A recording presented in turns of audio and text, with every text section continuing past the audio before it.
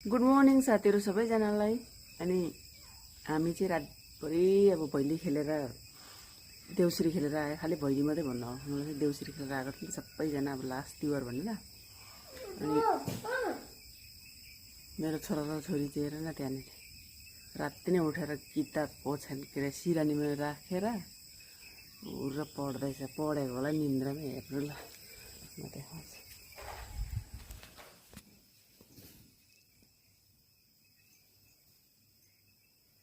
आज एक्जाम छ नि त, सपनामा अब किताब हतार लिएर पढेको होला। रोशन, ओइ रोशन, क्या हो पारा? ओइ रोशनी, रोशनी, रोशनी, उठ, छिटो उठ।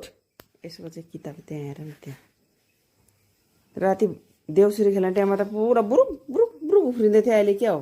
उठेर उयो गर छिटो। सुन्दैन? पानी खनाइ दिउँ? पानी खनाऊँ?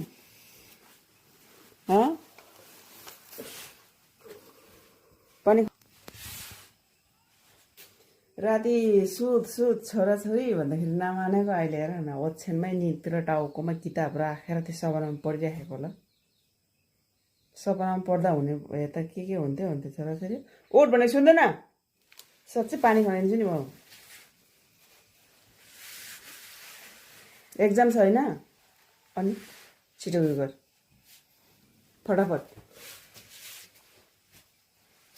एक्जाम ल्याएर सायद त्यसलाई चाहिँ खेल्नु मन लाग्दैन। हामीले जबरजस्ती गरेर 2 बजीसम्म राखेको, सुतिरहेको मजाले। ओइ हिरो, हिरो उठ है।